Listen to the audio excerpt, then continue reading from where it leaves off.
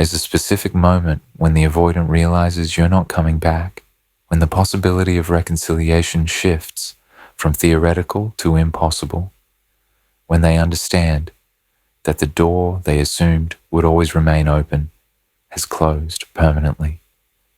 This moment doesn't always arrive when you end the relationship. The avoidant has experienced breakups before, has watched people leave, has been told it's over. But those endings felt temporary because the person who left was still emotionally invested, still hurt, still hoping the avoidant would change. The moment that breaks the avoidant differently is when they recognize you've moved beyond hurt into genuine indifference, when they see evidence that you're not just living without them, but thriving without them, when they understand that you're not waiting or hoping or leaving space for their return. This recognition doesn't come all at once. It builds through accumulating evidence. You don't respond to their breadcrumbs. You seem genuinely happy in ways you never were during the relationship. You've built a life so full that there's no obvious room for them anymore. You look at them with the same neutral friendliness you'd extend to any acquaintance, rather than with the intensity of someone still emotionally entangled. The moment of recognition triggers a cascade of psychological responses that the avoidant has spent their entire life avoiding. And these responses reveal just how much they actually valued what they consistently pushed away. The internal collapse when loss becomes real. The moment the avoidant realizes they've lost you permanently triggers an internal collapse that's unlike anything they've experienced during previous relationship endings. For most of the relationship, the avoidant operated from a position of control. They determined the distance. They decided when to engage and when to withdraw. They maintained the power to leave or stay, and this power felt safe.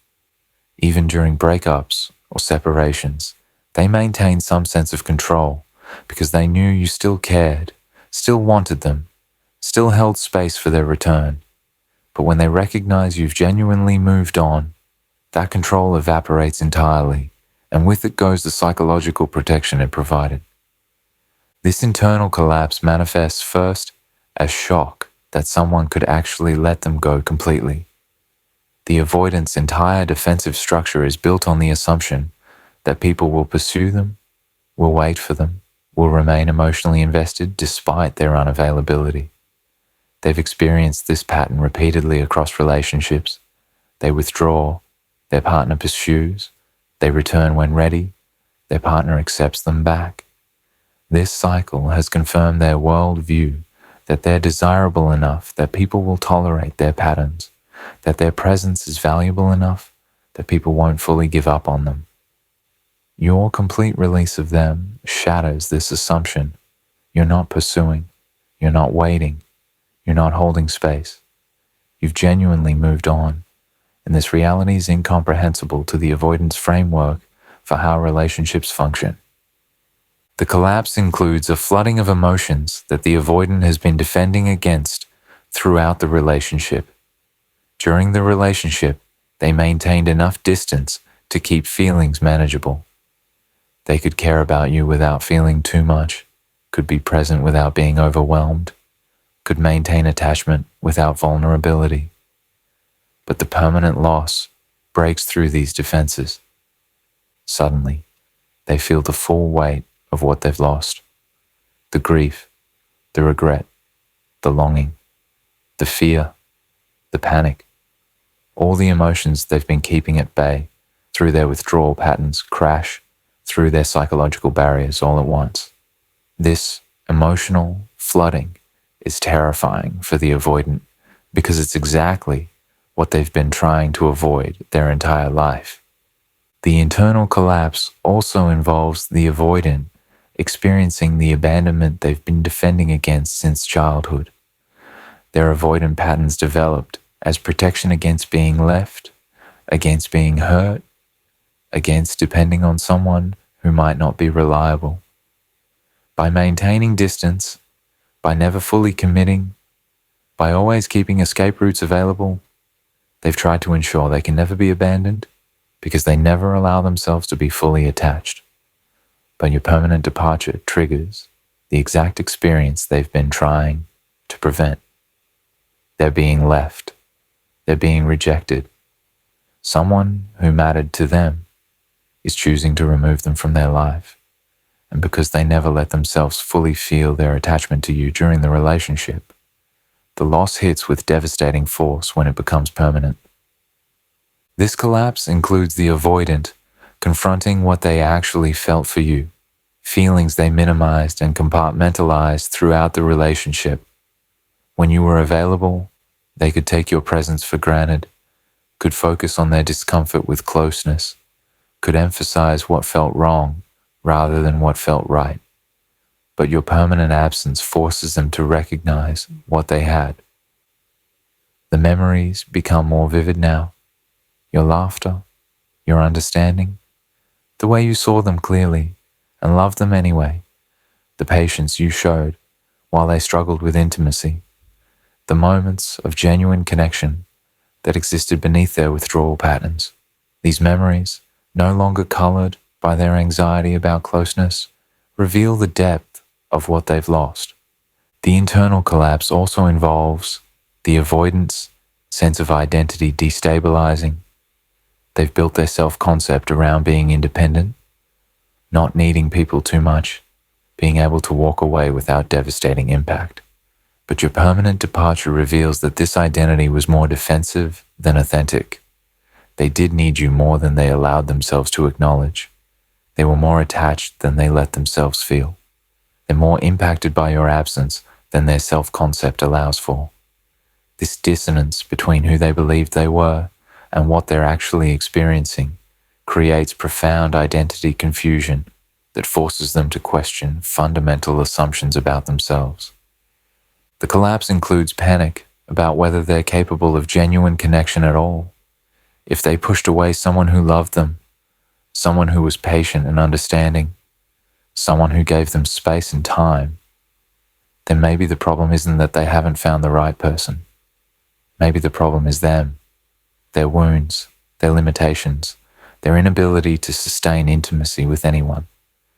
This recognition that their patterns, rather than their circumstances, are the issue triggers existential dread about whether they're fundamentally broken, whether they're capable of the kind of partnership they actually want, whether they'll repeat these patterns forever, driving away anyone who gets close. The internal collapse is particularly devastating because the avoidant recognizes that you, walking away permanently, isn't about anger or hurt or revenge. Those motivations would actually be easier for them to process because it would mean you still cared enough to feel intensely about them. But your departure is about self-preservation, about choosing yourself, about recognizing that the relationship couldn't give you what you needed and making peace with that reality. This understanding that you didn't leave because you hate them, but because you love yourself more than you love the hope of them changing is a different kind of loss, one that the avoidant has no framework for processing because it doesn't position them as a villain, but simply as someone you've outgrown. The desperate attempt to reverse what can't be undone. Once the initial shock and internal collapse begin, the avoidant typically enters a phase of desperate attempts to reverse the permanent loss, to somehow undo what's been done, to convince you to reconsider a decision you've already made peace with. These attempts reveal how profoundly the avoidant is impacted by your permanent departure, because they're behaving in ways completely contrary to their usual patterns. The person who could barely maintain consistent communication during the relationship suddenly can't stop reaching out. The person who needed constant space suddenly can't tolerate your absence. The person who avoided vulnerability suddenly offers it freely, desperately, in ways that feel too little too late. The desperate attempts often begin with increased contact that violates the boundaries you've established. The avoidant texts, calls, shows up unannounced, reaches out through mutual friends, monitors your social media obsessively looking for openings to reconnect. This behavior is the opposite of how they function during the relationship, where you were the one pursuing and they were the one maintaining distance. The role reversal is stark and telling. What changed isn't that the avoidant suddenly developed capacity for pursuit. What changed is that you're no longer available, and the scarcity of access to you activated their attachment anxiety in ways your consistent availability never did. The attempts to reverse the loss include the avoidant suddenly offering everything you asked for during the relationship but never received. They're suddenly willing to commit, to be consistent, to communicate openly, to discuss the future, to integrate you into their life. They promise change, promise therapy, promise to address their patterns. They present a vision of the relationship you always wanted, the version of themselves they could have been if they'd done this work while you were still willing to wait for it. But these offers come too late, made from panic about loss rather than from genuine readiness for sustained change. And this timing reveals they're more about fear of abandonment than about actual transformation. The desperate attempts also include the avoidant expressing emotions they never showed during the relationship. They tell you they love you with an intensity they never demonstrated when you were together. They share vulnerable feelings they always kept hidden. They cry, they plead. They demonstrate emotional availability that was conspicuously absent during all the time you were asking for exactly this kind of presence. This sudden emotional availability can feel validating, proof that you weren't crazy for believing the connection was real, proof that they do care despite their patterns. But it's also frustrating because it reveals they had access to these emotions and this vulnerability all along, but chose not to share them until the consequence of losing you became real. The attempts to reverse the loss often include the avoidant trying to convince you that timing was the only issue, that if you just give them another chance, they'll be different now. They frame the relationship's failure as about circumstances or personal growth that needed to happen, rather than about the patterns they consistently chose during the time you were together. They suggest that they've changed in the days or weeks since you left, that they've had major realizations, that they've become the person who can meet your needs. But genuine transformation of attachment patterns takes months or years of consistent work, not the brief period since you made your departure final. The avoidant is offering different behavior motivated by panic, not sustainable change rooted in healed wounds. The desperate phase includes the avoidant attempting to negotiate, to bargain, to find some version of connection you'll accept even if it's not the full relationship. They offer friendship, offer to just talk sometimes, offer to be in your life in whatever capacity you'll allow. These offers reveal their inability to fully accept the loss, their hope that maintaining any thread of connection might eventually allow them to work their way back to relationship. But these partial connections typically serve the avoidant's needs more than yours. They get to avoid the full grief of losing you while you remain unable to fully move on because you're still entangled with them. The attempts also include the avoidant presenting evidence that they're doing the work they should have done during the relationship. They tell you they've started therapy, that they're reading about attachment, that they're examining their patterns. They want you to know they're taking your concerns seriously now, addressing the issues that caused the relationship's end. But this work, necessary as it is, doesn't obligate you to return.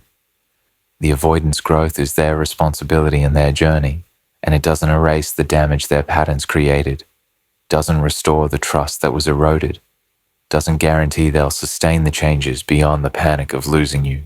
The desperate attempts become more intense when they realize nothing is working, when every effort to reconnect meets with your firm boundaries or gentle disengagement.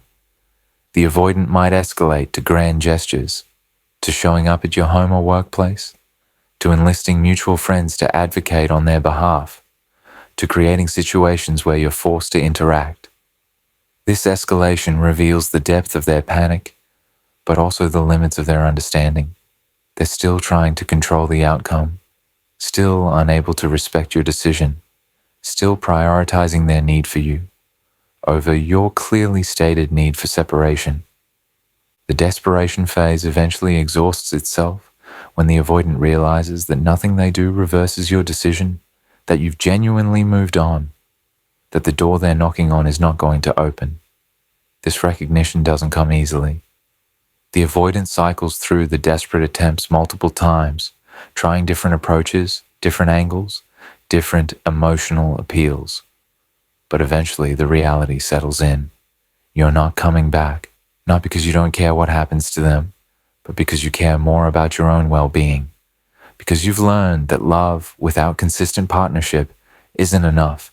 Because you've grown beyond the version of yourself that would accept their patterns. And this settling reality moves the avoidant into the next phase of their response to permanent loss.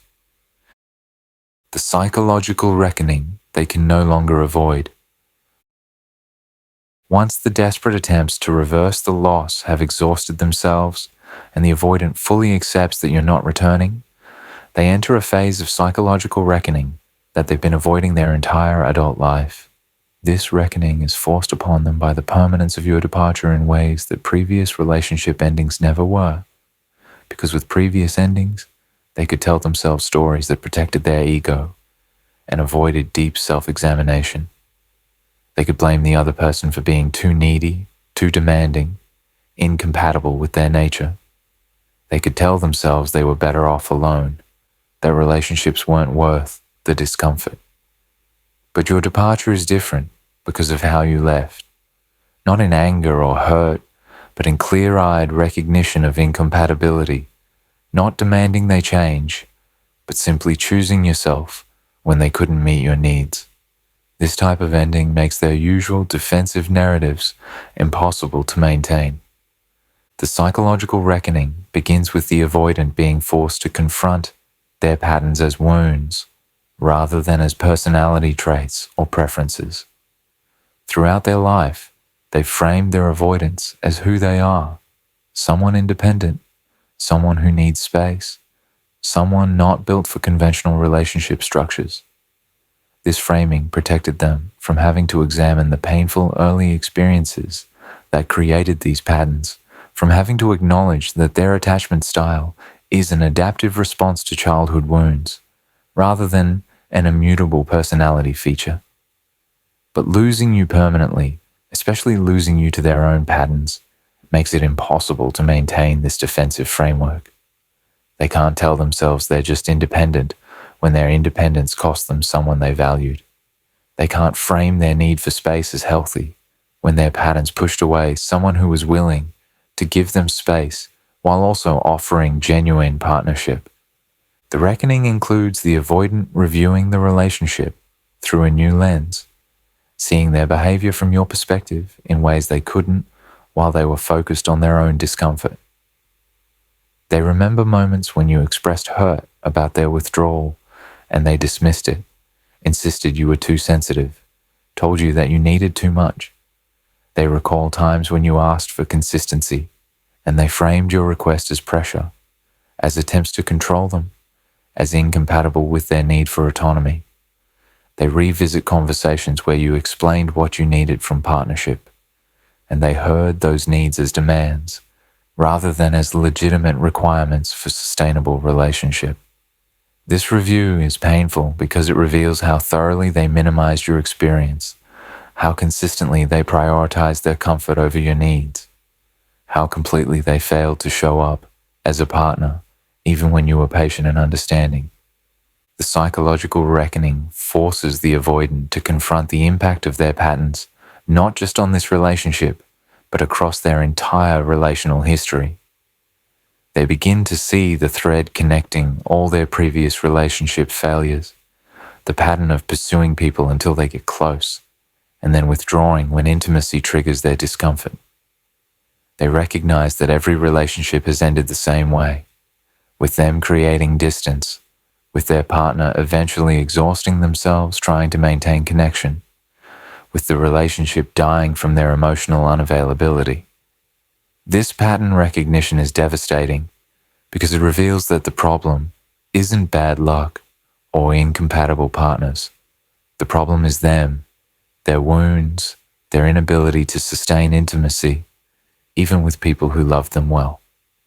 The reckoning also involves the avoidant confronting their deep fear of vulnerability and how thoroughly this fear has controlled their life. They've spent years building walls, maintaining distance, protecting themselves from being hurt or controlled or abandoned. But these protective strategies have created exactly what they feared. They're alone. They've been left. They're experiencing the abandonment they've been trying to prevent through their avoidance. This recognition that their defenses failed to protect them and instead guaranteed the outcome they feared most is psychologically destabilizing. It forces them to question whether the vulnerability they've been avoiding could possibly be more painful than the isolation their avoidance has created. The psychological reckoning includes the avoidant facing their own capacity for cruelty, even if unintentional. They review moments when their withdrawal caused you pain, when their silence left you anxious and confused, when their inconsistency eroded your sense of security. They remember you asking for reassurance and them refusing to provide it, you expressing hurt and them becoming defensive, you needing presence and them offering absence. These memories force them to recognize that regardless of their intentions, their patterns cause real damage to someone they cared about. This accountability is difficult for the avoidant because they've always positioned themselves as the one protecting their boundaries, the one being pressured, the one who needed space from overwhelming partners. Accepting their role as someone who caused harm requires dismantling this defensive identity. The reckoning forces the avoidant to confront what they've lost specifically, rather than in abstract terms. It's not just that they lost a relationship. They lost you, your particular laugh, your specific way of understanding them, your patience with their difficulties, your ability to see past their defenses to who they actually were beneath them. They lost the future you could have built together, the life you could have shared, the person they could have become through partnership with someone who genuinely loved them. This specific loss is harder to process than abstract relationship failure because it's about recognizing the irreplaceable nature of what they pushed away, not just that they sabotaged another relationship, but that they sabotaged this relationship with you. The psychological reckoning also involves the avoidant facing the possibility that they might repeat these patterns forever, that they might be incapable of sustained intimacy, that they might end up alone because they can't overcome their wounds enough to maintain partnership. This existential fear about their own capacity for love and connection is profound. It's one thing to be alone by choice, confident in one's independence. It's entirely different to be alone because you've driven away everyone who got close, to recognize that your patterns guarantee isolation, to understand that unless something fundamental changes, you'll continue losing people you care about. This recognition can trigger either genuine commitment to healing or defensive retreat into cynicism about relationships. But either way, it's a reckoning that can't be avoided once it's begun. The reckoning includes the avoidant recognizing that the timing of their realization is itself part of the pattern. They always recognize what they had after it's gone. They always develop capacity for pursuit after the person has stopped pursuing them. They always become willing to change after it's too late to save the relationship.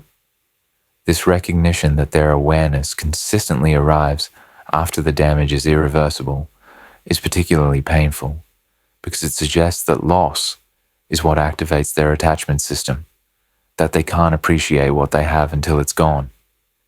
This pattern awareness forces them to question whether they're capable of valuing and maintaining connection while they have it, or whether they're doomed to only recognize value in retrospect. The permanent alteration of how they see themselves. The final and most profound impact of losing you permanently is the permanent alteration of how the avoidant sees themselves, a fundamental shift in self-concept that emerges from confronting their patterns and their consequences in ways they can no longer defend against or rationalize away. This alteration doesn't happen immediately. It develops gradually as the avoidant processes the loss, does or doesn't do the work of examining their attachment wounds, and eventually integrates this experience into their understanding of who they are. But once this shift occurs, the avoidant can never return to their previous self-concept, can never again maintain the defensive narratives that allowed them to avoid accountability for their patterns. The permanent alteration begins with the avoidant losing their ability to see themselves as the independent, self-sufficient person who doesn't really need close relationships. This identity has been central to their self-concept, the story they've told themselves about why they maintain distance, why they don't commit fully, why they resist vulnerability. But losing you reveals that this identity was more defensive than authentic. They did need you more than they allowed themselves to acknowledge. They were more dependent on the relationship than they let themselves feel. Your absence creates a void they can't fill through their independence, and this reality forces them to recognize that their self-sufficiency was always more about fear of dependency than about genuine contentment with solitude. The alteration includes the avoidant recognizing themselves as someone whose patterns cause harm, whose behavior has real impact on people they care about. They can no longer maintain the narrative that they're just someone who needs space, whose boundaries simply weren't compatible with certain partners. They have to acknowledge that their withdrawal creates pain, their inconsistency generates insecurity, their emotional unavailability damages the people who try to love them. This recognition of themselves as capable of causing harm, even unintentional harm, even harm that emerges from their own wounds, permanently changes how they move through relationships. They can't unknow the impact of their patterns, can't unsee the damage they create through their avoidance. The permanent alteration also involves the avoidant's relationship to their own emotions fundamentally changing. Throughout their life, they've minimized feelings, maintained distance from their own emotional experience, prided themselves on rationality and control. But the loss of you breaks through these defenses, forcing them to feel with an intensity they've been avoiding their entire adult life. This experience of being overwhelmed by emotion, of grief and regret and longing that can't be rationalized away, permanently expands their emotional range. They can no longer maintain their previous relationship to feelings, can no longer stay as defended against their own experience, can no longer take pride in emotional control, now that they've felt how devastating it is when those controls fail. The alteration includes a shift in how the avoidant understands their relational history. They can no longer see their past relationships as a series of incompatibilities or bad matches. They recognize the through line of their own patterns destroying each connection, their own fears sabotaging each partnership, their own wounds preventing the intimacy they claimed they wanted. This recognition reframes their entire romantic history from a narrative about finding the right person to a narrative about needing to heal themselves. The common denominator across all their failed relationships isn't the partners they chose, but the patterns they brought to each relationship, and this understanding permanently shifts how they approach future connections. The permanent alteration also involves the avoidant developing awareness of their attachment triggers that they can never fully suppress again. They recognize what activates their withdrawal: increasing intimacy, expressions of need from their partner, future planning that implies commitment, moments when partnership requires them to prioritize relationship over autonomy. Having recognized these triggers, having seen how they operate, having watched how their response to these triggers cost them you, they can no longer be unconscious about their patterns. They might still struggle with the same triggers, might still experience the urge to withdraw, but they can no longer tell themselves they don't know why they're pulling away, or that their withdrawal is about their partner rather than about their own wounds. The alteration includes a fundamental shift in how the avoidant values potential future relationships. They can no longer take people's patience for granted, can no longer assume that someone willing to accommodate their patterns will wait indefinitely, can no longer believe that love alone will be sufficient if they can't show up consistently as a partner. They've learned through losing you that accommodation has limits, that eventually people choose themselves over hope for change, that being loved doesn't mean being waited for forever. This knowledge changes how they engage with future partners, either making them more cautious about entering relationships they're not ready for, or motivating them to address their wounds before those wounds destroy another connection. The permanent alteration also involves the avoidant carrying you as a reference point against which future connections are measured. You become the one who got away, the relationship that could have worked if they'd been capable of showing up, the person who understood them but ultimately chose themselves over waiting for them to heal. This position you occupy in their internal landscape is permanent. Even if they eventually have other relationships, even if they do the work and develop more secure attachment, you remain the loss that taught them the hardest lessons, the person whose permanent departure forced them to confront themselves in ways they'd been avoiding. Future partners might benefit from the growth your loss catalyzed, but they'll always exist somewhat in your shadow, measured against the connection the avoidant recognized too late. The alteration includes the avoidant developing capacity for regret that they've previously defended against. Throughout their life, they've minimized regret about relationship endings, told themselves things worked out as they should, maintained detachment about past partners. But with you, they can't maintain this detachment. They regret their patterns, regret not doing the work sooner, regret taking your patience for granted, regret all the moments they chose, withdrawal over presence. This capacity for regret, once developed, can't be eliminated. It becomes part of how they process their choices, part of how they evaluate their behavior, part of the emotional landscape they navigate.